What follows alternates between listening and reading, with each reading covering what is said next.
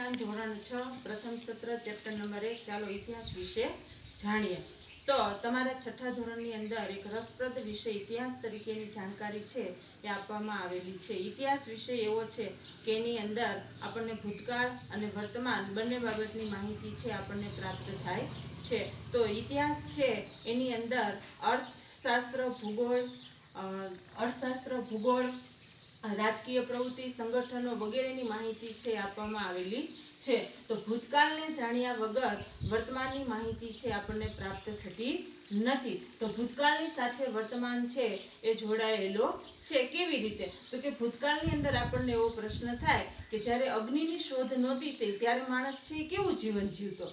तो के अग्निनी शोध थई नहोती त्यारे माणस छे ए काचुं खातो अने अग्निनी शोध नहोती थई अने चक्रनी शोध नहोती थई त्यारे माणसनुं जीवन छे ए केवुं हतुं। तो के आपणे कल्पना थाय के केम ए वाहन व्यवहार नहोतो, रસ્તાઓ नहोता, मकानो नहोता, आवुं कशुं ज वस्तुओ नहोती छतां माणस छे ए जीवतो हतो। तो केवी रीते जीवतो हतो? तो आवी रीते इतिहासनी अंदर आपणने आवी माहिती छे ए आपवामां आवेली छे। तो इतिहासकारोए आवी माहिती एकत्रित करी एनुं वर्गीकरण करी अने आपणने माहिती छे ए आपेली छे। तो इतिहास जाणवाना स्त्रोत, तो इतिहास छे ए केवी रीते जाणी शकाय? तो के एक एग्जाम्पल आपेलुं छे के चिंतन नामनो छोकरो छे वर्तमान पत्र वांचे छे अने वर्तमान पत्रनी अंदर गुजरातना कच्छ जिल्लामां 4000 वर्ष पहेलानुं एक जूनुं शहेर मळी आवेलुं छे। तो ए चिंतनने सवाल थाय छे के आ जूनुं शहेर छे ए केवी रीते मळ्युं हशे, केवुं एनुं बांधकाम हशे, कोणे बनाव्युं हशे। तो आ माहिती जेम आपणे वर्तमान पत्र उपरथी मळी तो आवा घणा बधा एवा स्त्रोत छे के साधनो छे के जेना द्वारा आपणे इतिहास छे जाणी शकीए छीए। तो इतिहास जाणवाना साधनो, तो इतिहास जाणवाना जे साधनो छे एमां ताळपत्र अने भोजपत्र। ताळपत्र एटले के ताड़ नामनुं जे वृक्ष छे एना पर्णा पर लखायेली हस्तप्रतो एटले ताड़पत्रो अने भोजपत्र एटले हिमालयनी अंदर जे थता भृज नामना वृक्षना पर्णनी जे आंतरछाल छे ए आंतरछाल उपर लखायेली हस्तप्रतोने भोजपत्र कहेवामां आवे छे। तो आ भोजपत्र उपर जे भाषा छे ए प्राचीन समयना लोकोनी जे जीवन जीवननी पद्धति छे एनी माहिती छे ए एना उपर आपेली छे। तो आ ताड़पत्र अने भोजपत्र अत्यारे मंदिरो अने मठोनी अंदर सचवायेला छे अने संस्कृत, प्राकृत अने तमिल आ त्रण भाषानी अंदर आ भोजपत्र अने ताड़पत्र छे एनी अंदर आ त्रण भाषानो उपयोग करवामां आवेलो छे। त्यार पछी आवे छे अभिलेख। तो अभिलेखो एटले शुं? तो के अभिलेख एटले शिलाओ अने पत्थरो उपर लखायेला अथवा तो शिलाओ अने पत्थरो कोतरीने लखायेला लखाणने अभिलेखो कहेवामां आवे छे। तो आवा अभिलेखो छे एनो उपयोग ज्यारे पहेलाना समयनी अंदर जे राजाओ हता, जे राणीओ हती ए राजाओ छे पोताना जे आदेशो छे ए पत्थरो उपर कोतरावी अने प्रजानी साथे संवाद करता हता। अने आ पत्थरो छे एटला माटे कोतरावामां, पत्थर उपर एटला माटे लखाण कोतरावामां आवतुं हतुं के आने लांबा समय सुधी छे साचवी शकाय छे। ज्यारे ताड़पत्र अने भोजपत्र छे ए એટલો ટાઈમ સાચવી નથી શકાતા, એટલા માટે નથી સાચવી શકાતા કે એમાં ઉધઈ જેવા જીવો લાગવાથી એ જે આપણા તાડપત્ર અને ભોજપત્ર છે એ અત્યારે ઘણા બધા નાશ થઈ ગયા છે। આપણી લિપિઓ છે એ ઘણી બધી વણ ઉકેલાયેલી છે। ત્યાર પછી આવે છે તામ્રપત્ર। તો કે તાંબાના પતરા ઉપર લખાયેલા લખાણને તામ્રપત્ર કહેવામાં આવે છે। તો તાંબાના પતરા ઉપર જ્યારે રાજાઓ અને રાણીઓ છે પોતાનો વિજય, પોતાનો ધર્મ અને પોતાની જે કળાઓ છે એના ઉપર દર્શાવતા હતા અને પોતાનો વહીવટ તંત્ર ને લગતા આદેશો પણ એની ઉપર કોતરાવવામાં આવતા હતા। એને પણ લાંબો સમય સુધી સાચવી શકાય છે।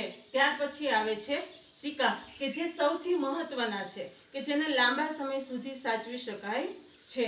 તો આ જે સિક્કા છે એ ભારતની અંદર પ્રાચીન સમયની અંદર ઈસવીસન પૂર્વે 5મી સદીની અંદર જે સિક્કાઓ મળી આવેલા છે એ પંચમાર્ક્સના સિક્કા છે અને સૌથી જૂનામાં જૂના સિક્કા છે એ ગણવામાં આવે છે। ગ્રીક રાજાઓ, મૌર્યકાળ અને ગુપ્ત યુગના જે રાજાઓ છે એને સોના અને ચાંદીના સિક્કાઓ બનાવ્યા હતા। આ જે પંચમાર્ક્સના જે સિક્કા છે એ પંચમાર્ક્સના સિક્કા કેવી રીતે બનાવવામાં આવે છે? તો કે બીબાની અંદર એને ઢાળવામાં આવે છે અને એ જે ભાગ ઉપસી જાય અને જે સિક્કા બનાવવામાં આવે છે ને પંચમાર્ક્સના સિક્કા કહેવામાં આવે છે. ત્યાર પછી પુરાતત્વ શાસ્ત્રી, ઇતિહાસકારો અને પ્રવાસીઓ. તો કે આ લોકોનો શું ફાળો છે? તો કે જે પુરાતત્વ શાસ્ત્રીઓ છે, ઉત્ખનન એટલે કે ખોદકામ દ્વારા જે જગ્યા છે, જે પ્રાચીન જગ્યા છે ત્યાં ખોદકામ કરવામાં આવે છે અને ખોદકામ દ્વારા જે કાંઈ અવશેષો નીકળે છે એ અવશેષોનું વર્ગીકરણ કરી, એકત્રિત કરી અને પછી આપણને એના વિશેની માહિતી છે આપવામાં આવે છે. પ્રવાસીઓ. તો કે આપણા દેશમાં બીજા દેશના જે પ્રવાસીઓ આવે છે એ બીજા દેશની નોંધ લે છે અને પોતાના પુસ્તકની અંદર એ દેશ વિશેની જે માહિતી લખે છે એના આધારે પણ આપણને ઇતિહાસ છે એ જાણી શકાય છે. તો એવા જે પ્રવાસીઓ છે, મેગેસ્નીસ, પ્લિની, ફાહિયાન, યુએન્સાંગ વગેરે જેવા પ્રવાસીઓ છે કે જેની અંદરથી પણ આપણને આપણા દેશ વિશેની ઇતિહાસની માહિતી છે પ્રાપ્ત થાય છે. અને એ જે સભ્યતાના આપણી સિંધુ ખીણની સભ્યતાના દર્શન છે એ પણ થાય છે. 4500 વર્ષ પહેલા નર્મદા નદીને કિનારે લોકો વસવાટ કરતા હતા, તો આવા આપણને અવશેષો પણ પ્રાપ્ત થયેલા છે. ત્યાર પછી આવે છે ભૂમિનું નામ. તો કે આપણા દેશને ભારત અને ઇન્ડિયા એવા બે નામથી ઓળખવામાં આવે છે. તો આ બે નામ કેવી રીતે પડ્યા? આપણને પ્રશ્ન થાય કે ભારત અને ઇન્ડિયા. તો કે ઇન્ડિયા શબ્દ છે ઇન્ડસ પરથી ઉતરી આવેલો છે. શેની ઉપરથી ઉતરી આવેલો છે? તો કે ઇન્ડસ પરથી ઉતરી આવેલો છે. ઇન્ડસ શબ્દને સંસ્કૃતમાં સિંધુ તરીકે ઓળખવામાં આવે છે. તો આ ઈરાની અને ગ્રીસના જે લોકો છે સિંધુ નદીને કિનારે વસવાટ કરતા હતા, એટલે એ લોકો 2500 વર્ષ પહેલા આ જગ્યાના સંપર્કમાં આવેલા હતા. અને આ જગ્યાના સંપર્કની અંદર આવેલા એટલે કે ભારતના ઉત્તર અને પશ્ચિમ ભાગની અંદર એ સંપર્કની અંદર આવેલા અને જે ભારતનો પૂર્વ કિનારાનો જે વિસ્તાર છે, સિંધુ નદીનો પૂર્વ કિનારાનો જે વિસ્તાર છે એને ઇન્ડસ તરીકે ઓળખાવતા હતા અને ઈરાની લોકો છે એ હિન્ડોસ તરીકે ઓળખાવતા હતા. ત્યાર પછી આવે છે સાલવારી. તો કે સાલવારી આપણા આજના સમયની અંદર નહીં પણ પહેલાના સમયની અંદર પણ સમયને ખૂબ જ મહત્વ આપવામાં આવતું હતું. એટલે એ સમયની ગણના છે, સમયનો જે આપણે કાળ ગણીએ છીએ એ તારીખ, સમય અને વર્ષ આ ત્રણેયની સાથે એની સરખામણી કરવામાં આવે છે.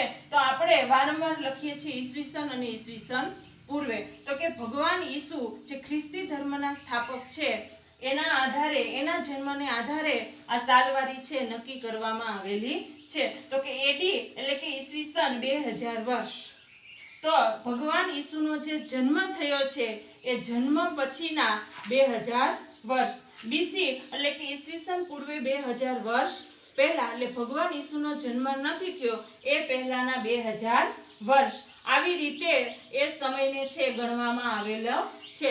આખા રાષ્ટ્રની અંદર આ પ્રમાણે ચાલે છે. તો ભારતે પણ એ જ રાષ્ટ્રજોગ પ્રમાણે આ જે સાલવારી છે નક્કી કરેલી છે. સી એટલે કોમન એરિયા એટલે કે સામાન્ય યુગ, જ્યારે બીસી એટલે બિફોર કોમન એરિયા એટલે સામાન્ય યુગ પૂર્વે, અને બીપી એટલે બિફોર પ્રેઝન્ટ શબ્દોનો ઉપયોગ છે કરવામાં આવે છે. તો આવી રીતે ઘણી બધી રીતે આપણે ઇતિહાસ છે એ જાણી શકીએ છીએ. અને ઇતિહાસને ઇતિહાસ છે એ રસપ્રદ છે અને ઇતિહાસ જાણવાના સ્ત્રોતો છે એ ઘણા બધા છે જે આપણે જોઈએ કે તાળપત્ર, ભોજપત્ર, અભિલેખો, તામ્રપત્રો, સિક્કાઓ, ઇતિહાસકારો અને વગેરેના આધારે આપણે ઇતિહાસ છે એ જાણી શકીએ છીએ.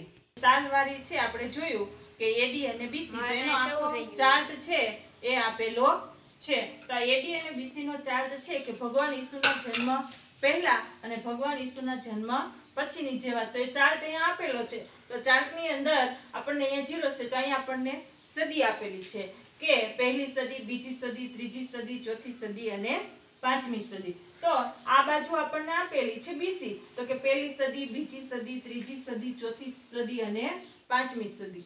તો આને આધારે પણ તમને સમજાય છે કે એડી અને બીસી શું છે. તો કે એડી એટલે ભગવાન ઈસુનો જન્મ થયો છે એ પછીનો સમયગાળો, જેને એડી તરીકે ઓળખવામાં આવે છે, ભગવાનના સમયનું વર્ષ. તો એની અંદર લખેલું હોય કે ઈસવીસન 2000 વર્ષ. તો ઈસવીસન 2000 વર્ષ એટલે કે ભગવાન ઈસુના જન્મ પછીનો સમયગાળો. જ્યારે બીસી છે તો એની અંદર તમને લખેલું હોય, કોઈ પણ ફોર એક્ઝામ્પલ તમને આપું કે ઈસવીસન પૂર્વે 2500 વર્ષ પહેલા, તો કે ઈસવીસન પૂર્વે 2500 વર્ષ પહેલા એટલે કે ભગવાન ઈસુનો જ્યારે જન્મ નથી થયો, જન્મ થયો છે એ પહેલાનો જે સમયગાળો છે એ બીસી તરીકે ઓળખવામાં આવે છે. તો આ બીસી તરીકેનો જન્મનો જે સમયગાળો છે એની અંદર પણ સદી છે એ આપેલી છે કે પહેલી સદી, બીજી સદી, ત્રીજી સદી કે ચોથી કે પાંચમી. તો આવી રીતે પણ આપણે સમયગાળો છે એ જાણી શકીએ છીએ.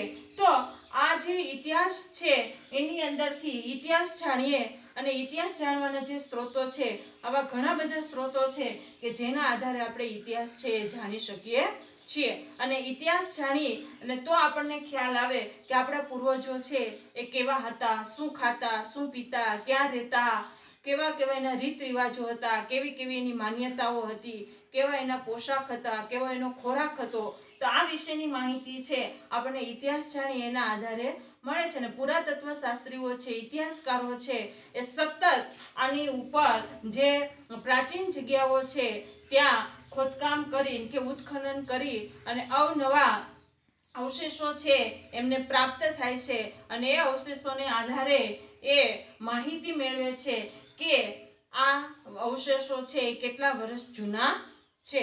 તો એને માટેની એ પદ્ધતિ છે જેને કાર્બન ડેટિંગ પદ્ધતિ તરીકે પણ ઓળખવામાં આવે છે. એ પદ્ધતિ દ્વારા પણ એ અવશેષો છે એની સમયગાળો છે એ જાણી શકે છે. અને એક મિલેનિયમ ગેલેરી નામનું એક વર્તમાન પત્ર છે કે એક મિલેનિયમ ગેલેરી છે એ દર વર્ષે આખા વર્ષ દરમિયાન જે કંઈ ઘટનાઓ બની છે કે 10 વર્ષ દરમિયાન જે કંઈ ઘટનાઓ બની છે એ સમગ્ર ઘટના છે એ પત્રની અંદર રજૂ કરવામાં આવે છે, જેને મિલેનિયમ ગેલેરી તરીકે પણ ઓળખવામાં આવે છે, કે જેના દ્વારા પણ આપણે એક ઇતિહાસ છે એ જાણી શકીએ છીએ. તો તમે કોઈ પ્રાચીન છે એ પુસ્તકની અંદરથી પણ તમને ખ્યાલ આવે, આપણા વડવાઓ છે એના આધારે પણ આપણને ખ્યાલ આવે કે ભૂતકાળની અંદર કેવો આપણો ઇતિહાસ છે એ છુપાયેલો છે.